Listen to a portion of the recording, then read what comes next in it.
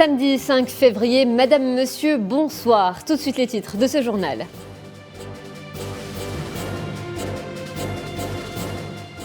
Ouverture du 35e sommet de l'Union africaine à Addis Abeba, un agenda chargé pour les chefs d'État sur 2 jours, marqué notamment par les coups d'État, la pandémie ou encore l'accréditation du statut d'observateur à l'entité sioniste.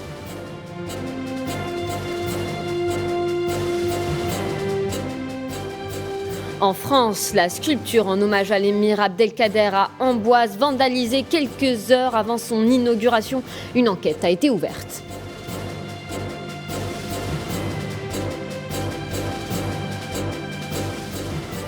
Énergie, le Sahara Blend dépasse les 97,48$ le baril. Il est placé au premier rang avec un nouveau record mondial, le Sahara Blend, le pétrole le plus cher du monde.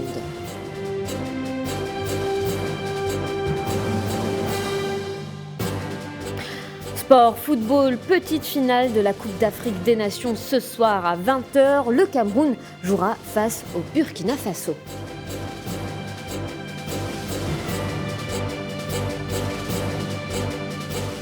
Ouverture du sommet annuel de l'Union africaine aujourd'hui dans la capitale éthiopienne Addis Abeba. Une ouverture marquée par un appel du Premier ministre palestinien à retirer l'accréditation accordée en juillet à l'entité sioniste. On l'écoute à ce propos, Mohamed Shtaya. Israël ne devrait jamais être récompensé pour ses violations et pour son régime d'apartheid qu'il impose au peuple palestinien. En tant qu'entité, Israël a progressé de l'extrémisme au militarisme puis à l'expansion colonialiste. Ceci devrait cesser.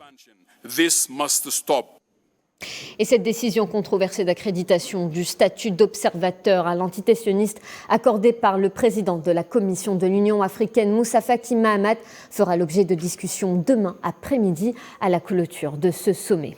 Et justement, un agenda chargé pour cette rencontre, marqué notamment par les coups d'État qui ont secoué le continent et la pandémie de Covid-19. Autant de dossiers aussi épineux que sensibles traités, abordés, voire débattus lors de ce sommet africain tant attendu. Durant 2 jours, les chefs d'État tenteront de trouver des solutions aux crises actuelles. Souad Ben Batouche. Les dirigeants africains ont du pain sur la planche. Plusieurs rapports sont au menu de ce 35e sommet. Telle la réponse africaine à la pandémie, le continent devra garantir plus d'accès à la vaccination et réfléchir à la production de l'antidote. Le redressement économique, mais aussi la promotion de la zone de libre-échange continentale africaine sont 2 points au programme. Quant au dossier inattendu, la présence de l'entité sioniste en tant que membre observateur à l'Union africaine, un facteur de cassure. Conscient du danger, l'Algérie et l'Afrique du Sud veulent à tout prix l'éviter. La question de l'élection des membres du Conseil de paix et de sécurité est également posée à ce sommet. Quel avenir pour cet organe de paix quand le Maroc, pays colonisateur, figure parmi ses membres pour une durée de 3 ans? Le dossier du Sahara occidental occupé sera-t-il soumis à un blocage, alors qu'en revanche, le Sahara occidental est membre de l'Union africaine à part entière? Enfin, pour la lutte antiterroriste et la situation sécuritaire au Sahel, l'Algérie présente son rapport lors de ce sommet. Le Sahel, une région déjà qualifiée d'instable et secouée ces derniers temps par plusieurs coups d'État. Et cette décision de l'Union européenne de sanctionner plusieurs responsables maliens en représailles justement aux décisions politiques prises par les autorités, la rue malienne, elle, a répondu à ces mesures en sortant en masse. Safouane Ben Sabri. Après la CEDEAO, c'est au tour de l'Union européenne de sanctionner le Mali. Les 27 ont décidé de mettre en place des sanctions contre plusieurs responsables maliens. Parmi les personnalités visées, le Premier ministre de la Transition et des collaborateurs rapprochés d'Assimi Goïta qui est à la tête du pays. Les sanctions infligées aux responsables maliens sont notamment l'interdiction d'entrer sur le territoire de l'Union européenne et le gel de leurs avoirs. Interdiction également aux personnes et entités de l'Union européenne de mettre à disposition des fonds aux 5 responsables visés. Au même moment, la rue ne décolère pas à Bamako et dans plusieurs autres villes du pays.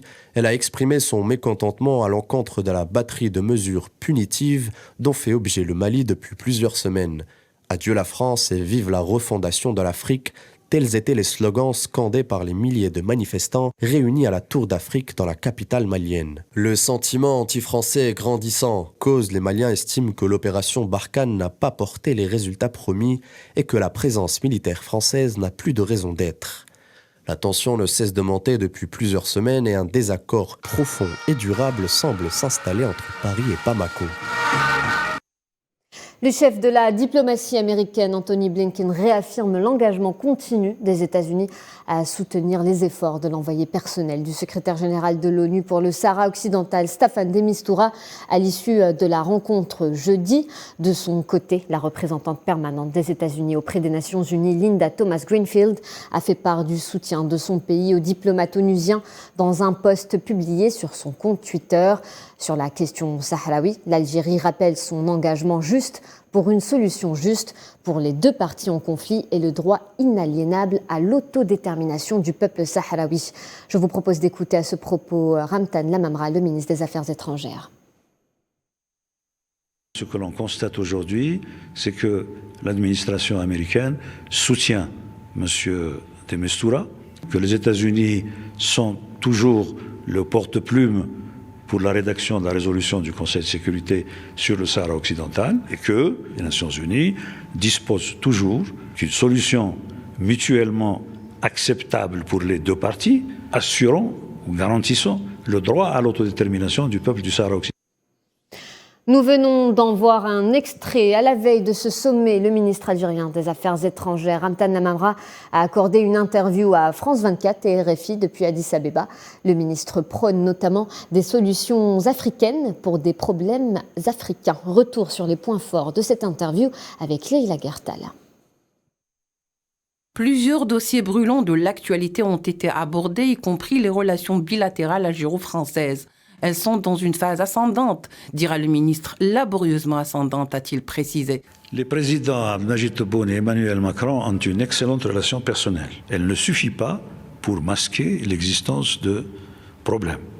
Nous sommes aujourd'hui, je crois, dans une phase ascendante, laborieusement ascendante, parce qu'il y a un grand nombre de difficultés dans cette relation bilatérale, singulièrement lorsqu'il s'agit, en ce qui nous concerne, de la protection et de la préservation de la sécurité et de la dignité de nos compatriotes en territoire français. Relancé sur les questions de l'invitation du président français Emmanuel Macron au président algérien Abdelmadjid Tebboune au sommet de l'Union africaine, l'Union européenne qui se tiendra à Bruxelles la semaine prochaine, sera-t-il ou pas présent à ce sommet? À ce stade, je n'exclus rien. Je n'exclus rien. Sur les questions mémorielles relatives à l'histoire, le ministre rétorquera qu'il faut laisser l'histoire aux historiens et que l'Algérie est en droit, à la veille de la commémoration des accords d'Évian, de se réapproprier son bien matériel et immatériel. Nous pensons que l'histoire doit être laissée aux historiens et que cela doit se faire dans la sérénité et que cette appropriation par chacun des peuples concernés de son histoire, la cohérence de l'histoire, voudrait que l'indépendance de l'Algérie chèrement reconquise s'accompagne de la réappropriation de tous les biens matériels, immatériels, qui sont les siens. Nous avons beaucoup de choses, les archives, il reste même quelques crânes de héros de la résistance algérienne. On se demande d'ailleurs si c'est vraiment civilisé que de garder dans des musées les crânes de résistants algériens dont on fait des trophées. L'entretien a porté également sur les dossiers sahéliens, en l'occurrence les coups d'État en Afrique de l'Ouest. Ramtan Lamamra rappelle et réitère la disposition de l'Algérie à œuvrer pour un dialogue entre la CEDEAO et le Mali conformément aux accords d'Alger. Nous avons fait cette proposition publiquement. Le Conseil de paix et de sécurité de l'Union africaine l'a adopté, formellement. Dans cette même décision qui entérine les sanctions imposées par la CEDEAO, le Conseil de paix et de sécurité indique que tant que les efforts algériens seraient en cours, il y aurait une sorte d'effet suspensif sur l'application des sanctions. Nous attendons toujours que le gouvernement malien et les instances compétentes dirigeantes de la CEDEAO nous disent leur disponibilité à participer à un dialogue fraternel que l'Algérie est disposée à organiser. Rantan Lamamra parlera de fuite en avant lorsque interpellé sur l'avenir avec le pays voisin, le Maroc. Il y a des problèmes dans la région. Et la solution à ces problèmes ne réside pas dans la fuite en avant. Il faut se demander si ceux qui développent des coopérations militaires avec des puissances militaires étrangères n'ayant rien à voir avec la région nord-africaine ne sont pas ceux qui parient sur le pire. L'entretien a porté aussi sur la question sahraoui et l'ouverture des consulats sur des territoires très controversés sahraouis. Les consulats dans les parties occupées du Sahara occidental sont une vaste mystification. D'abord, au plan juridique, ça ne signifie absolument rien. C'est un geste de propagande qui peut être fort, mais ça reste un geste de propagande. Cet entretien s'est terminé par l'épineuse et pernicieuse question de l'adhésion d'Israël à l'Union africaine. N'y a-t-il pas suffisamment de dossiers ou de questions graves posées sur la table de l'Union africaine pour ne focaliser que sur celle de la présence de l'État sioniste, dira la question ? C'est une question qui se pose, mais pas à moi. Il y a une double faute. Si votre décision a pour effet inévitable de diviser l'organisation sur laquelle vous avez le devoir de veiller, cela signifie que la décision est mauvaise. Cet entretien démontre une fois de plus que la diplomatie algérienne reste fidèle à ses constantes. Et en France, la sculpture en hommage à l'émir Abdelkader à Amboise, vandalisée quelques heures avant son inauguration ce samedi. Une enquête pour dégradation grave de biens destinés à l'utilité publique et appartenant à une personne publique a été ouverte. Cet acte a suscité l'indignation au moment où les questions mémorielles s'invitent dans la campagne présidentielle. Tinhinen Makassi. L'inauguration a été maintenue en dépit du vandalisme de l'œuvre de l'artiste Michel Audiard, une sculpture à l'effigie de l'émir Abdelkader découpée dans une feuille d'acier rouillé, se voulant comme un message fort de la région d'Amboise où l'émir Abdelkader a été emprisonné de 1848 à 1852, envers les deux peuples algériens et français, essayant à tout prix de cacher les séquelles de cette amitié difficile entre l'Algérie et la France. Cet acte de vandalisme intervient dans un contexte politique particulier. D'un côté, l'échéance présidentielle française et la montée permanente de l'extrême droite, ainsi que l'islamophobie latente des institutions françaises et de leur politique. Autre raison d'indignation, les questions mémorielles portant sur la colonisation et la guerre de libération nationale. Un véritable abcès diplomatique entre les deux pays. D'ailleurs, les propos tenus par Emmanuel Macron accusant l'Algérie de clientélisme politique autour des questions mémorielles ont jeté un froid sans précédent dans les relations diplomatiques entre les deux pays. Sans oublier l'importance de ce personnage, l'émir Abdelkader, dans l'imaginaire collectif algérien pour l'émergence d'une nation algérienne libre du joug du colonialisme et ouverte au monde.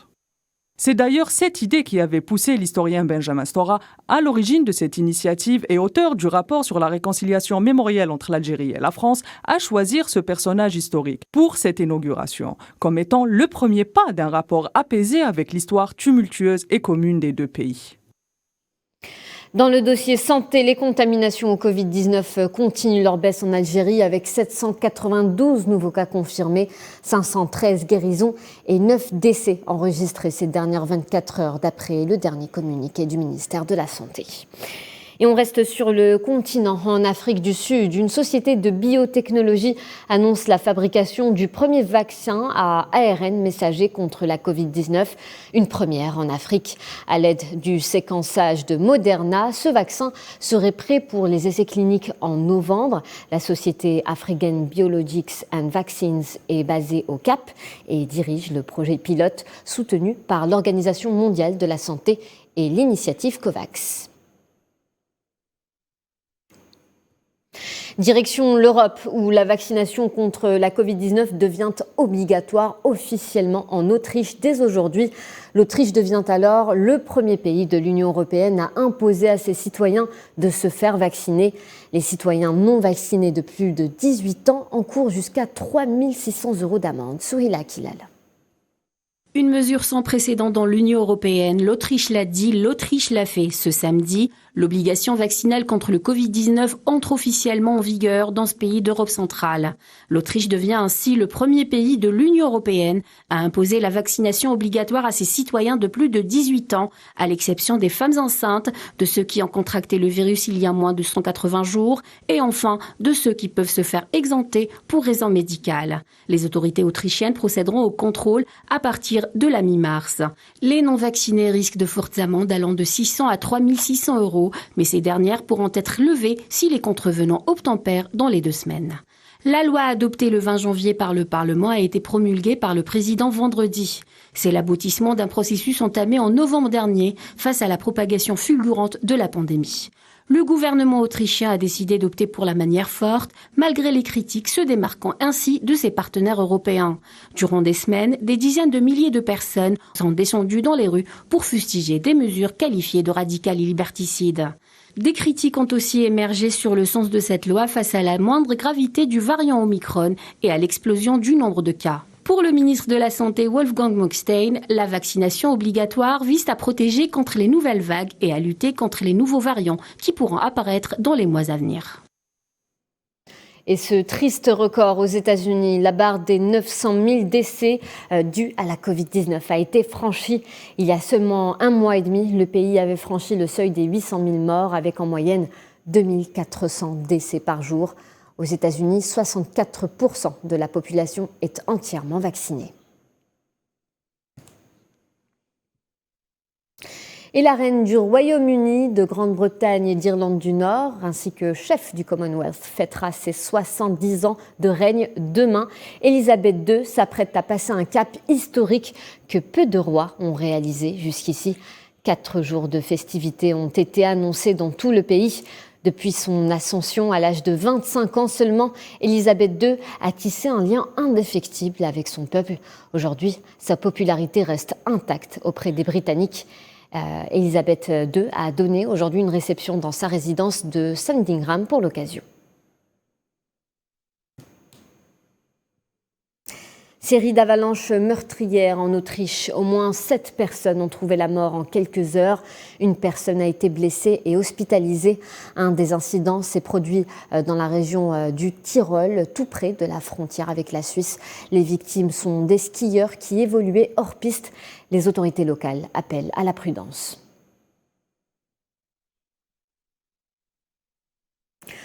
En Espagne, c'est un vote important emporté à l'arraché, celui permettant une nouvelle législation sur le marché du travail espagnol. Le gouvernement socialiste de Pedro Sánchez l'a emporté au forceps par un seul vote d'avance, 175 votes en faveur contre 174 contre, adoptant ainsi un texte visant à lutter contre la précarité. Le principal parti de l'opposition, lui, va porter plainte. Son leader, Pablo Casado, parle carrément de fraude. Et face à une demande au plus bas, l'Islande compte cesser la chasse à la baleine. Il s'agit de l'un des 3 derniers pays au monde, avec la Norvège et le Japon, à encore pratiquer ce type de pêche. Elle compte cesser l'activité à partir de 2024. La ministre islandaise de la Pêche déclare qu'il n'y a aucune preuve d'avantage économique à continuer à pratiquer cette activité. Et le transfert des troupes américaines vers la Pologne a commencé au moment où les tensions autour de l'Ukraine s'intensifient. Un avion transportant des soldats de la 82e division aéroportée américaine a atterri aujourd'hui à Jinsionka. Les principales forces d'un contingent américain de 1700 soldats devraient arriver prochainement, d'après un porte-parole de l'armée polonaise.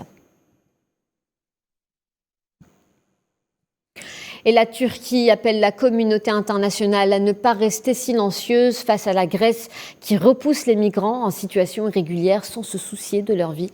Le ministère turc des Affaires étrangères a rappelé que le non-respect par la Grèce du droit international et les violations répétées des droits humains commises par ce pays ont coûté la vie à de nombreux innocents. Ces déclarations interviennent suite au décès de 19 migrants retrouvés morts de froid à proximité du village de Passakoy, dans une zone proche de la frontière grecque. Et le président de l'Azerbaïdjan, Ilham Aliyev, s'est entretenu par visioconférence avec le Premier ministre arménien Nikol Pachinian, le président français Emmanuel Macron et le président du Conseil européen Charles Michel. Un entretien autour de l'escalade des tensions entre Bakou et Erevan. À l'issue de cette réunion quadripartite, Macron et Michel ont souligné dans une déclaration conjointe leur plein engagement à soutenir les efforts visant à réduire les tensions entre l'Azerbaïdjan et l'Arménie, à instaurer la confiance et rétablir la paix dans la région. Des mesures bonnes mais pas suffisantes, Téhéran réagit aux mesures prises par les États-Unis pour renoncer à certaines sanctions. Le département d'État américain a indiqué hier qu'il renonçait aux sanctions sur le programme nucléaire civil de l'Iran, une dérogation qui permet à d'autres pays et entreprises de participer à des projets nucléaires non militaires sans déclencher de sanctions américaines à leur encontre. Une initiative des États-Unis qui apparaît comme un geste notable envers Téhéran au moment où à Vienne, les négociations pour sauver l'accord de 2015 entrent dans la dernière ligne droite. Et direction les États-Unis où l'ancien vice-président américain Mike Pence en a assez du gros mensonge de Donald Trump sur l'élection de 2020 et a prononcé hier ses remarques les plus percutantes à ce jour sur la malhonnêteté de son ancien patron. Il a également contredit une nouvelle fois Donald Trump sur les événements du Capitole du 6 janvier 2021. Et ces mêmes déclarations de Mike Pence ont surtout révélé au grand jour les divisions chez les conservateurs. Quelques heures plus tôt, le Parti républicain, très fidèle à Trump, a décidé de sanctionner politiquement 2 élus de leur parti pour leur enquête sur le rôle de Donald Trump dans l'organisation de l'assaut du Congrès, accusant Liz Cheney et Adam Kinzinger de comportements destructeurs pour le Parti républicain. Nous vous le disions en titre, le pétrole algérien, à savoir le Sahara Blend, a fait un saut qualitatif en termes de prix. Le Sahara Blend, référence pour le pétrole algérien, placé au premier rang avec un nouveau record mondial. Il est le pétrole le plus cher au monde. Le Sahara Blend a vu sa valeur accroître ce 5 février 2022. Il dépasse les 97,48 $ le baril, une première depuis 8 ans. Et on en parlait à l'ouverture de ce journal. Le 35e sommet de l'Union africaine fera la lumière sur les enjeux économiques du continent avec une mention spéciale faite à la zone de libre-échange. La construction de ce projet révolutionnaire touche à sa fin. Khaled Mbatash. Conçue pour jeter les bases d'un partenariat économique et des échanges commerciaux intégrés au sein du continent africain, la zone de libre-échange continentale africaine ZLECAf est au cœur des préoccupations du 35e sommet de l'Union africaine. Lors de la 8e réunion du Conseil des ministres chargés du commerce au sein de la zone qui s'est déroulée à Accra, le curseur a été mis sur l'état d'avancement des négociations sur les questions en suspens, avec une première orientation claire. Le commerce dans le cadre du régime de la ZLECAf se déroule sur la base des règles d'origine convenues, couvrant 87,7% des lignes tarifaires. Le Conseil des ministres a pris des décisions révolutionnaires qui seront transmises aux chefs d'État lors de l'Assemblée générale de l'Union africaine. Ce qu'il y a de plus significatif, c'est que nous avons établi les principales règles d'origine permettant d'affirmer en toute confiance que nous avons un ensemble de produits prêts à intégrer le circuit commercial de la ZLECAf. Les travaux ont par ailleurs été sanctionnés par un accord sur les règles spécifiques par produit RPS annexé au protocole sur l'origine de la ZLECAf couvrant 850 produits supplémentaires. Ce halo de succès qui auréole les négociations de la phase 2 s'étend jusqu'à celles concernant le commerce de services qui sont à un stade avancé d'achèvement et devraient connaître une épilogue avant juillet 2022. Hormis le lancement commercial du système panafricain de paiement et de règlement PAPS en janvier dernier, le Conseil des ministres souhaite que les travaux des comités sur l'investissement, la politique de la concurrence ou encore le droit de propriété intellectuelle et le commerce numérique soient conclus d'ici septembre 2022 avant adoption par les chefs d'État et de gouvernement. On continue à parler économie. À la suite d'une inflation record enregistrée dans la zone euro, la Banque centrale européenne décide de maintenir ses taux directeurs à un niveau historiquement bas. Les détails avec Mohamed Wali Ben Chaben. Pour faire face à la forte inflation qui frappe l'Europe de plein fouet, la Banque centrale européenne conserve son cap monétaire à des niveaux inférieurs. L'objectif majeur de la BCE est de voir baisser l'inflation de 5,1% à 2% maximum en 2023. L'inflation dans la zone euro devrait rester élevée plus longtemps que prévu et baisser dans le courant de l'année. Le Conseil des gouverneurs confirme donc les décisions prises lors de la réunion de décembre. Les mesures adoptées en décembre dernier ont été reconduites dans l'espoir de sortie de crise sans resserrement drastique de sa politique. Les analystes misent sur la fin de la flambée des prix de l'énergie, principal moteur de l'inflation. Les tarifs du pétrole, de l'électricité et du gaz ont augmenté de 28,6% dans les derniers 12 mois. La prochaine réunion de mars, avec de nouvelles prévisions d'inflation à l'horizon 2024, donnera lieu à une analyse plus approfondie avec des conséquences éventuelles à en tirer sur la politique monétaire. Sport, football, place à la petite finale de la Coupe d'Afrique des Nations. Elle oppose dans quelques minutes le pays organisateur, le Cameroun, au Burkina Faso. Les Lions, indomptables, malheureux lors de la séance de tir au but face à l'Égypte en demi-finale, vont tout de même tenter de monter sur la petite marche du podium. Nous accueillons justement pour en parler en direct Faisal Salah. Il est en direct avec nous depuis Yaoundé. Bonsoir Faisal, quels sont les pronostics pour cette petite finale ? Bonsoir Fatma, les pronostics, le Cameroun va être pardonné, on va dire, face au Burkina Faso après l'élimination face à l'Égypte en demi-finale. Les Camerounais sont motivés, c'est une bonne préparation pour eux pour le prochain match, la double confrontation face à l'Algérie pour la Coupe du Monde. Le Burkina Faso, il veut aussi avoir le sourire à Ouaga, donc le Burkina Faso aussi il est motivé pour avoir la 3e place. Donc c'est un match, on va dire, serré aussi, il va se jouer sur les petits détails, sauf que ici la population camerounaise ne donne pas beaucoup d'importance à la 3e place. Ils veulent être qualifiés à la Coupe du Monde ou le titre du champion d'Afrique qui est, on va dire, qui est déjà parti pour le Cameroun. Donc je pense que le Burkina peut faire la différence aujourd'hui, surtout que les Camerounais ne seront pas beaucoup au stade pour soutenir les Lions cette soirée. Par contre, on peut parler aussi sur le match de la finale de l'Égypte face au Sénégal. Aujourd'hui, 2 conférences de presse ont été tenues aujourd'hui par l'entraîneur du Sénégal, Aliou Cissé. Il était accompagné de Khalidou Koulibaly et aussi le team manager de l'équipe de l'Égypte, Wael Gouma, et aussi il était accompagné de la star égyptienne de Liverpool, Mohamed Salah. Les 2 équipes sont déterminées, 2 équipes veulent remporter ce titre. Mohamed Salah aussi, il veut remporter ce titre, remporter le titre africain qui lui manque, on va dire, dans son armoire. Khalidou Koulibaly, il était absent pour la finale de 2019 en Égypte face à l'Algérie. Aujourd'hui, il est présent. Il sait très bien que c'est un match très serré, que c'est un match où la défense doit être présente, doit être efficace pour défendre le gardien et aussi le Sénégal. Avec moi, un confrère égyptien, Omar Soubhi, pour me parler un petit peu de ce match. كيف تنتظرون هذا اللقاء النهائي بين المنتخب المصري وكذلك المنتخب السنغالي؟ والله فيصل انت عارف الماتش صعب جدا، الماتش ما فيهوش توقعات. المنتخب السنغالي منتخب كبير جدا، عنده نجوم كبيره جدا بيلعبوا في كل مكان في اوروبا، لعيبه كبيره زي ساديو ماني والحارس مندي وخالد كوليبالي اللي حضر المؤتمر الصحفي زي ما انت قلت في بدايه كلامك. برضو المنتخب المصري عنده لعيبه كبيره، عنده محمد صلاح، النني، تريزيجيه، مرموش، ابو جبل، جباسكي، انت عارف طبعا.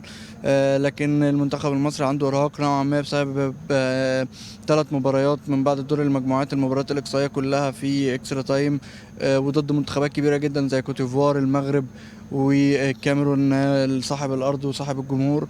المنتخب الوطني المصري عنده حلم وطموح. محمد صلاح عايز يحقق حاجه لتيشيرت منتخب بلده، كمان محمد النني وكل اللعيبه عايزه تحقق حاجه بتيشيرت المنتخب المصري.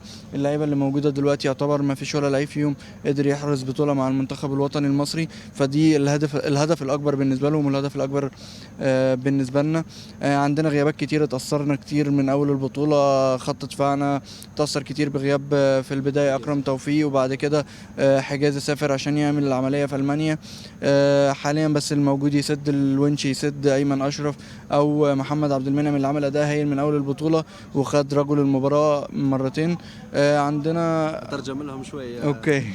Donc ce qu'il dit Omar, c'est que c'est un match difficile face à cette équipe de Sénégal qui contient beaucoup de stars, à l'image de l'attaquant de Liverpool, Sadio Mané, à l'image de Kalidou Koulibaly et aussi du gardien. Mendy, il dit aussi, Sobhi, que les joueurs égyptiens sont aussi là, les stars égyptiens, à l'image de Mohamed Salah, joueur de Liverpool, à l'image du joueur d'Arsenal, Mohamed Nenni, et aussi le gardien de but, Abou Jabal, qui a montré, on va dire, qui a fait de belles prestations aussi. Il a parlé de El Marmouche et aussi l'homme du match face de demi-finale, Mohamed Abdelmonem.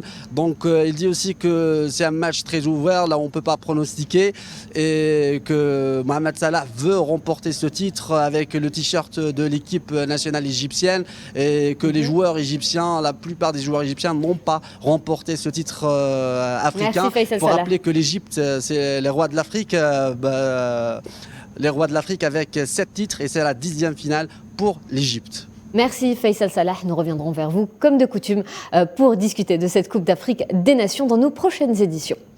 Et juste avant de se quitter, on va parler culture, on va s'intéresser à la vie culturelle en Europe, de Stockholm à Vienne, en passant par Londres. Les amateurs de l'art reprennent vie.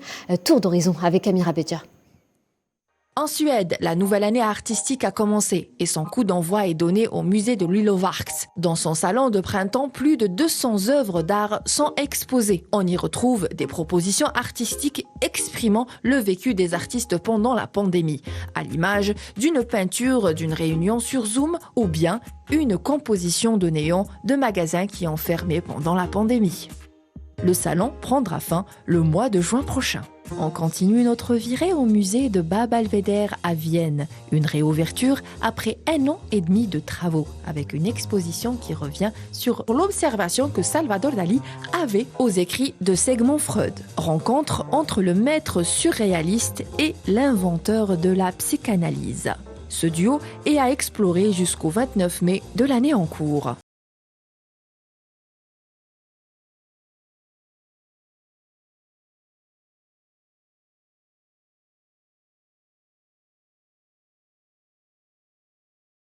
Sur Bob Marley qui s'intitule One Love Experience est inauguré. Le musée propose une immersion dans le monde de la grande légende du reggae.